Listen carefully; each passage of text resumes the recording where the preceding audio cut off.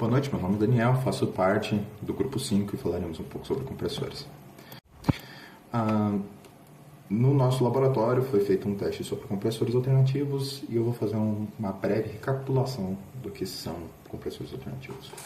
São máquinas que utilizam de um pistão que realiza um movimento alternativo, um movimento de vai e vem, para criar uma diferença de volume e, por consequência, uma diferença de pressão em um gás admitido dentro da câmara. As implicações dele são várias e ele pode ser incluído em vários tipos de indústrias e até mesmo setores de infraestrutura e de serviço da sociedade, como hospitais, postos de combustíveis, sistemas de refrigeração, sistemas hidropneumáticos, etc. As aplicações para essas máquinas são várias. O princípio de funcionamento dele é bem simples. Ele é separado em três etapas, sendo elas sucção ou admissão, compressão e descarga. O pistão, na admissão, começa no ponto morto superior e quando ele começa a descer para o ponto morto inferior, a pressão dentro da câmara diminui para a pressão de admissão. E a válvula de admissão abre, permitindo que o gás seja admitido. Quando o pistão atinge o ponto morto inferior, as válvulas se fecham, completando o estágio de admissão, passando a compressão. Nesse estágio, as válvulas estão completamente fechadas e o pistão começa a subir de volta para o ponto morto superior. Deste modo, aumentando a pressão do gás dentro da câmara até a pressão da descarga.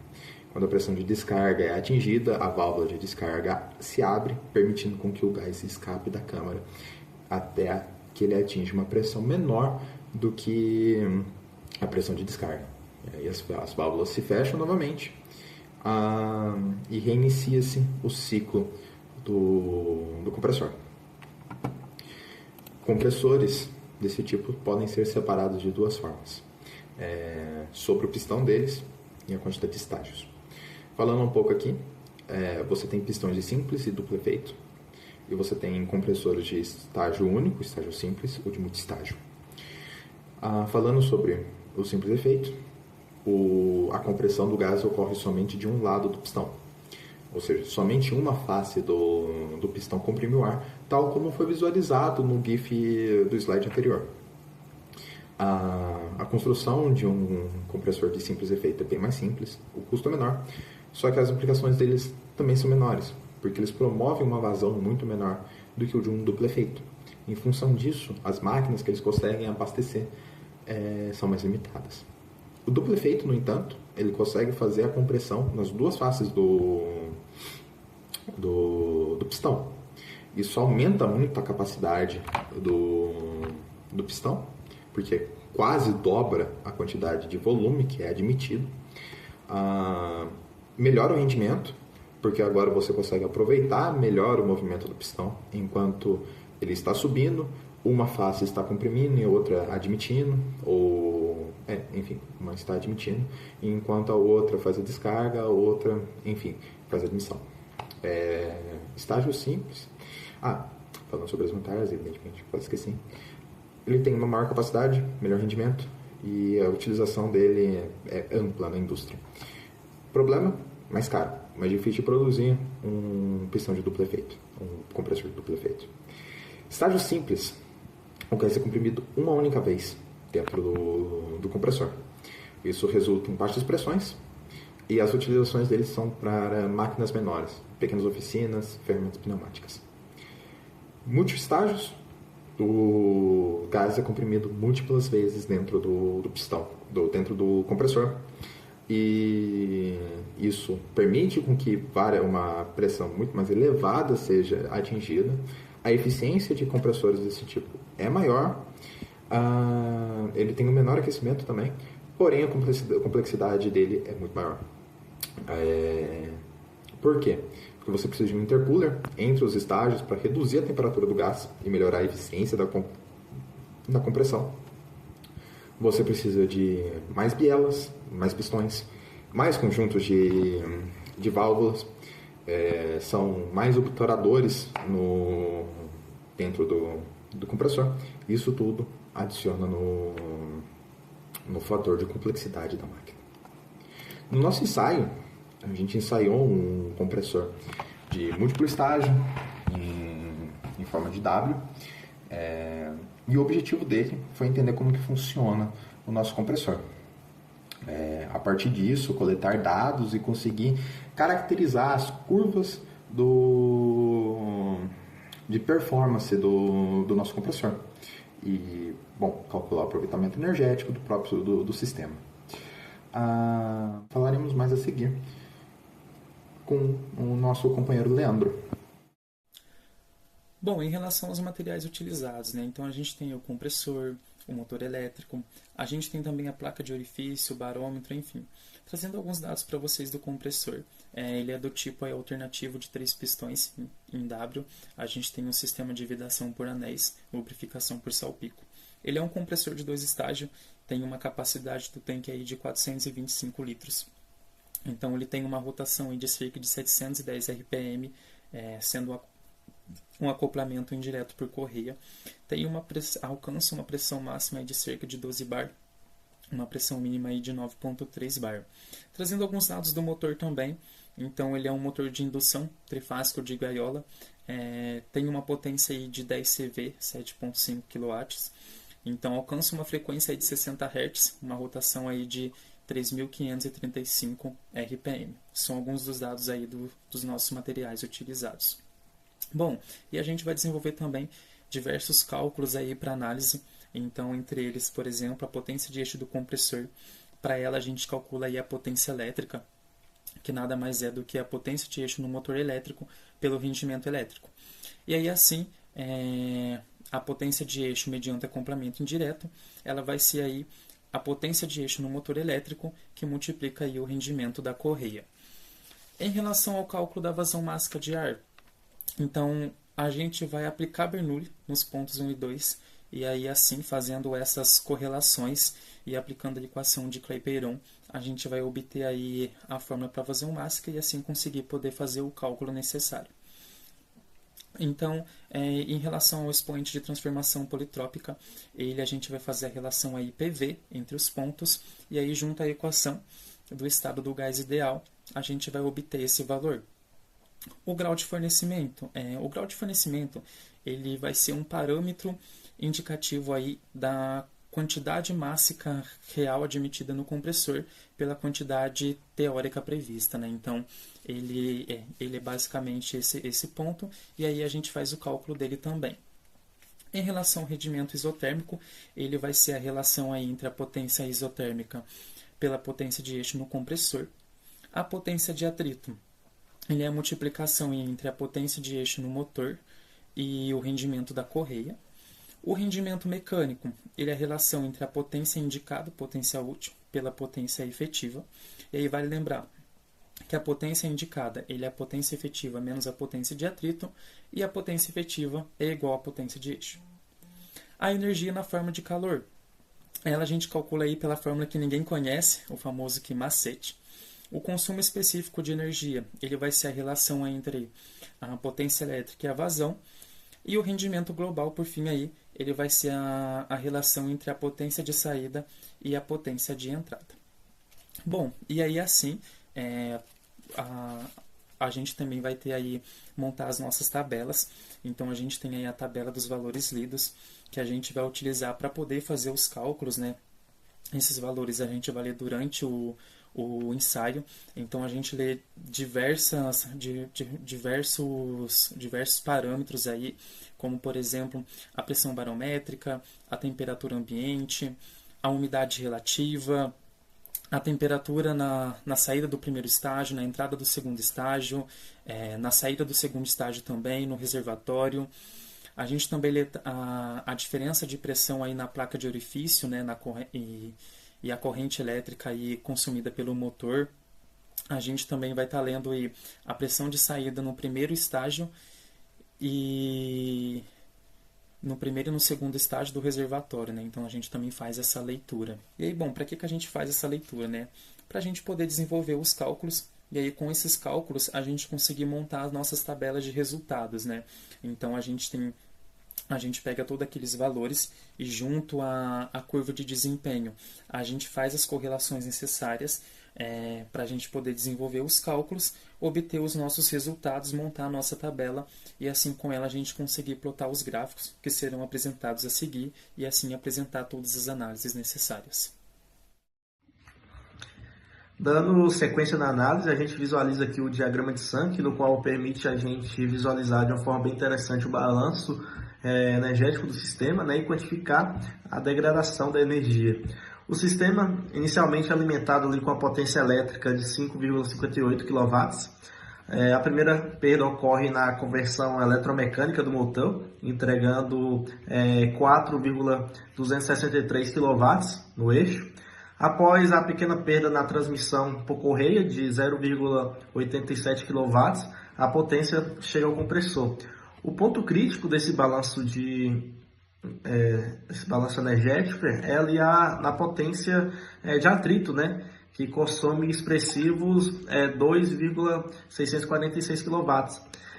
Isso evidencia que, nesse exemplo de compressor, ali alternativo didático, a maior parcela da perda de energia é gasta para vencer a inércia do motor, né, e o atrito ali dos anéis de vedação, dos mancais mecânicos, etc. E não para comprimir o gás de fato. Contabilizando também o calor rejeitado, né, no intercooler, que é de 0,97 kW, e perdas menores ali, e a potência útil efetiva que realiza o trabalho no fluido mesmo é de apenas 3,315 kW. Analisando também as curvas do rendimento, a gente nota um comportamento distinto. O rendimento mecânico em azul opera na faixa ali das casas dos 50% a 60% e apresenta uma leve tendência, né, de acessão com o aumento da potência de eixo.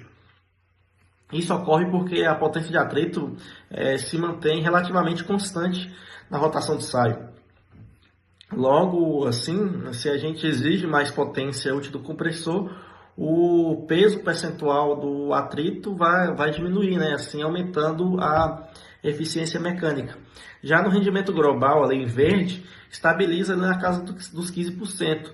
Esse valor reflete muito bem o produto de todas as perdas que a gente teve ali no sistema, sendo ela elétrica, mecânica e termodinâmica. O que comprova, né, a premissa industrial que o ar comprimido é uma das utilidades mais custosas em si em uma planta, né, de uma indústria, devido a essas grandes perdas. Já que no gráfico de fornecimento, né, a gente avalia a eficiência volumétrica dos cilindros. A gente vê que lambda 1, que é do primeiro estágio, ali a linha verde, é superior a lambda 2 do segundo estágio, que é a linha rosa. E fica evidente uma leve queda no grau de fornecimento conforme a potência e a pressão aumentam. Termodinamicamente falando, isso é justificado pelo espaço morto no cabeçote dos pistões.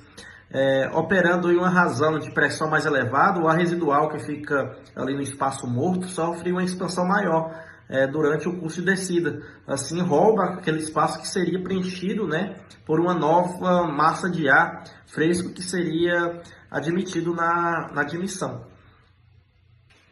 Aqui, a gente relaciona o esforço do equipamento com o custo de operação. A curva do consumo específico demonstra um crescimento substancial quando a pressão do reservatório aumenta. Isso traduz graficamente o fato de que comprimir o ar em altas pressões exige exponencialmente mais energia por unidade de volume entregue ali. Já aqui, avaliando a potência de eixo e a pressão intermediária em função da vasomássica, verificamos uma relação inversamente proporcional. Quando o sistema impõe uma maior resistência, uma maior pressão, o compressor reduz sua capacidade de entrega de massa. Esse decaimento consolida a teoria do comportamento de máquinas volumétricas. Então, esse ensaio ali cumpriu perfeitamente com o nosso objetivo, que seria conectar ali a teoria com a prática, né? Com o balanço ali do diagrama Sankey, a gente provou que a maior parte da energia não vai para a compressão do gás, mas sim ali para vencer os atritos mecânicos do sistema. É exatamente isso que justifica esse baixo, de primeira vista, baixo rendimento global ali na casa dos 15%, né? Mas apesar desse valor baixo, ali, se você olhar de primeira vista achar um valor muito baixo, a gente viu que ele é totalmente coerente ali com a parte termodinâmica e mecânica dos compressores alternativos desse porte. Então, é isso. A gente finaliza aqui a parte de compressores e agora a gente vai ver mais um pouquinho sobre o ensaio do motor de combustão interna. Olá, a gente vai estar trazendo agora toda a discussão voltada aí ao segundo experimento relacionado a motores de combustão. Bom, falando sobre motores de combustão interna, né, o que eles são? Eles são máquinas que convertem a energia química do combustível em energia mecânica através da combustão interna que move um pistão por meio do aumento da pressão dentro do cilindro. Tem diversas aplicações, então ele é muito utilizado em automóveis, aplicações industriais, infraestrutura e ferramentas, por exemplo. Bom, seu princípio de funcionamento, a gente tem aí algumas etapas que englobam todo esse processo. Entre elas a gente tem aí a admissão, compressão, explosão, escape e depois o reinício de todo o ciclo. Então, no processo de admissão, então o pistão ele desce, ele cria um vácuo aí dentro do cilindro. A válvula de admissão ela se abre e a mistura de ar combustível ele entra dentro do cilindro. No processo de compressão, então com as duas válvulas fechadas, o pistão ele sobe, onde você reduz o volume interno e aumenta drasticamente a pressão e a temperatura da mistura. Então, pouco antes aí do pistão atingir o ponto máximo, a vela de ignição ela emite uma centelha, iniciando aí a combustão. Bom, sobre a etapa de explosão, então a queima rápida do combustível ela vai gerar gases aí sob altíssima pressão, que ele empurra o pistão para baixo. E esse é o momento do ciclo que efetivamente você vai introduzir aí torque e potência mecânica no sistema. Aí a gente vai ter o sistema de escape, né, ou descarga. Então a válvula de escape ela abre o pistão, ela abre e o pistão sobe novamente. Então ele expulsa aí todos os gases resultantes dessa queima para o cilindro em direção ao escapamento. E aí depois a gente tem o reinício de todo o ciclo, né? Então o processo ele se repete continuamente, girando aí o virabrequim do motor. E a gente tem vários tipos de motores de combustão interna. Então, falando sobre eles, a gente tem aí, por exemplo, o ciclo Otto, o ciclo diesel. A gente tem aí um motor de 4 tempos e um motor de 2 tempos. Sobre o ciclo Otto, então nele a ignição da mistura ar-combustível ela é iniciada por uma centelha elétrica. Então, você tem algumas características principais, por exemplo, rotações elevadas e resposta mais rápida, um menor peso relativo e um custo de fabricação, então tem essa vantagem também. Ele é amplamente utilizado em automóveis mais leves e motocicletas também. A gente vai ter também o ciclo diesel, então nele a combustão ocorre espontaneamente, né, devido aí à alta temperatura do ar comprimido. Você tem diversas características específicas dele também, então altíssima torque em baixas rotações, a gente tem maior eficiência térmica global, né, um menor consumo, então, e ele é muito utilizado aí no transporte pesado, então máquinas agrícolas e geradores, por exemplo. A gente vai ter também um motor aí de 4 tempos, então, né, o que seria esse motor de 4 tempos? Então, o ciclo ele completa suas etapas, admissão, compressão, expansão e escape, em 2 voltas do virabrequim. E quais características específicas dele? Né? Então, você tem um excelente controle de emissão e eficiência, você tem um sistema de lubrificação totalmente isolado, né? E você tem hoje um padrão majoritário da indústria moderna. Então, digamos aí que praticamente toda a indústria ela vai utilizar 4 tempos. Não todas, né? Mas uma grande parte. Bom, sobre o motor 2 tempos, né? Então, qual que é a diferença dele para o anterior? Nele, as 4 etapas do ciclo, então, admissão, compressão, expansão e descarga, ela ocorre em apenas uma volta do virabrequim, então, combinando todo esse processo. E quais características? Né? Então, você tem uma mecânica mais simples, geralmente válvulas aí sem cabeçote, uma elevada relação potência-peso também. Ele é muito utilizado em equipamentos portáteis, né? Então motosserras, roçadeiras e também náuticos de pequeno porte. Bom, falando sobre o nosso ensaio, né, sobre o nosso experimento. Qual que é o objetivo dele? Então, é analisar o comportamento de um motor de combustão interna alternativo sobre condições reais ali de operação, né? Então, a gente avalia os efeitos da variação do rotor, de rotação, a variação de rotação sobre carga constante. Então, através dos dados experimentais obtidos e com base neles, a gente vai determinar aí diversos parâmetros operacionais e assim também levantar as curvas características, por exemplo, de potência, torque, consumo específico, rendimento, e assim através de uma norma, né, então a NBR ISO 30461, a gente aplica ela para fazer a devida correção e ajuste dos resultados térmicos. Bom, e falando um pouco sobre toda a metodologia do processo, né? Como que se dá esse processo aí durante o experimento. Primeiro a gente vai estar se dividindo, a gente divide a equipe aí para poder trazer o melhor resultado possível durante o experimento. Então a gente tem aí o início da abertura da válvula de vazão para que vá combustível mesmo para o motor. E aí assim, a válvula de descarga ela é posicionada totalmente aberta, e por meio de uma manivela é possível girar aí o conjunto do eixo motor, né? E aí assim a gente fecha a válvula e inicia o processo. Então logo em seguida a gente faz a abertura aí da mangueira de água, então para que ela gere uma carga constante, onde a gente vai medir esse valor aí com um dinamômetro. E aí assim, através de um controle de uma válvula borboleta, então fazendo esse controle dela aí, a gente consegue alterar a vazão de ar e a rotação do motor. E aí assim, a gente vai fazendo essa operação em diferentes rotações para poder avaliar o desempenho e assim obter as curvas características da máquina. Pois então, dando continuidade aqui, vou detalhar um pouquinho sobre o que foi usado. O equipamento central no nosso estudo foi um motor da marca Yamaha, modelo NSB75R, no qual trata-se de um motor a combustão interna operando ali no ciclo diesel, né, de 4 tempos. É constituído de apenas um cilindro com refrigeração a água. Ele possui um diâmetro de cilindro ali de 8 centímetros e um curso do pistão de 8,5 centímetros.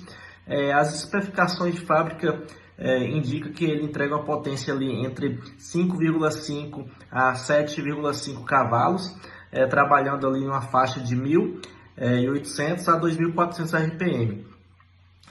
Com uma taxa de compressão ali alta de 21:1.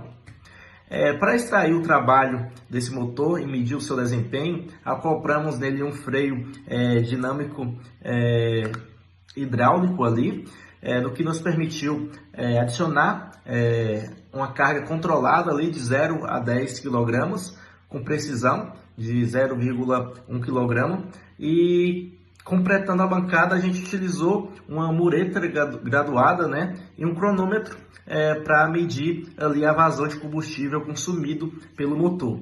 E além disso também, para registrar a rotação instantânea no eixo ali, a gente utilizou um tacômetro. Com os dados físicos coletados, partimos para o equacionamento do sistema, né? O roteiro de cálculo foi estruturado para determinar os parâmetros fundamentais ali da termodinâmica do motor. Calculamos o consumo de combustível, a potência efetiva entregue no eixo, além disso também o torque gerado e as potências perdidas. Também determinamos ali o potencial energético do combustível para em seguida fechar o balanço de eficiência, encontrando ali o consumo específico e também o rendimento global do motor. E também um ponto de extrema importância é que nessa etapa foi utilizado a correção da potência efetiva do consumo específico, né? Utilizamos um fator de correção ali, a partir das normas, para compensar as variações climáticas locais, assim padronizando o nosso resultado e garantindo a precisão técnica. Aqui nessa tabela temos ali os dados brutos do nosso experimento, né? A gente realizou medições em 15 rotações diferentes, né? Nossa metodologia consistiu ali em fixar um volume de combustível na bureta, que foi de 5 centímetros cúbicos, e cronometrar o tempo exato dessa queima, né? Observem ali que o tempo variou de 16 nos regimes de alta exigência e cerca de 51 segundos nos giros mais rápidos, né? Durante a bateria de teste, fomos avaliando ali gradativamente a força no freio, indo de 1,5 kg força até 0,5 kg força, o que resultou ali em um mapeamento de rotação que varreu de 2.345 RPM até 1.357 RPM. E também vale ressaltar que operamos em uma temperatura ambiente ali aproximadamente média de 23,65 graus Celsius e uma pressão atmosférica de 711 milímetros de mercúrio. E por fim disso, a gente pegou esses dados brutos e processamos, assim, gerando uma matriz de resultado ali, no qual conseguimos observar numericamente o comportamento do motor sobre diferentes solicitações, né?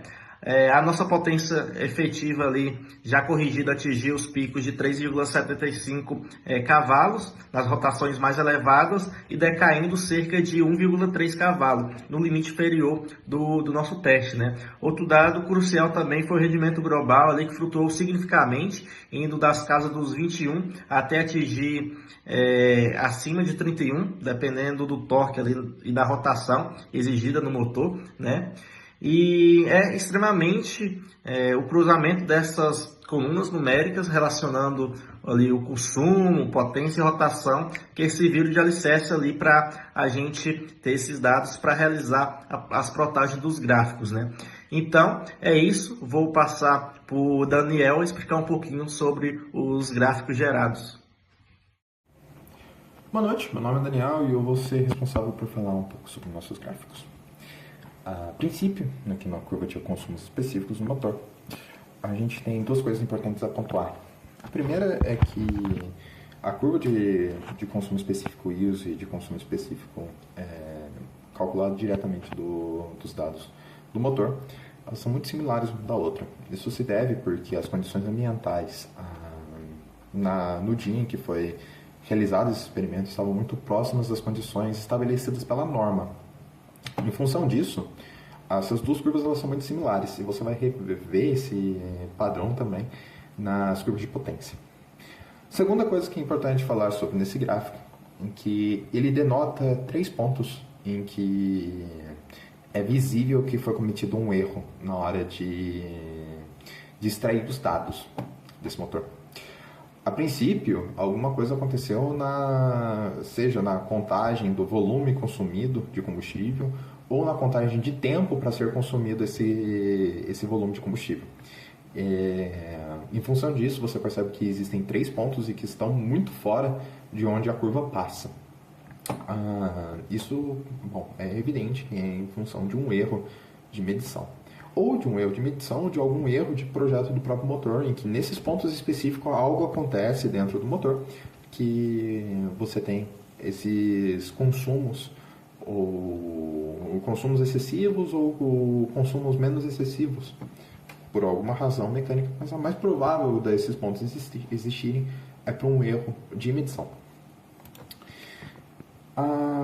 Aqui no curva de potência, você percebe que a potência sobe linearmente, e assim como no gráfico anterior, a potência efetiva, tanto a potência efetiva quanto a potência ISO, elas são muito próximas uma da outra, em função das questões ambientais.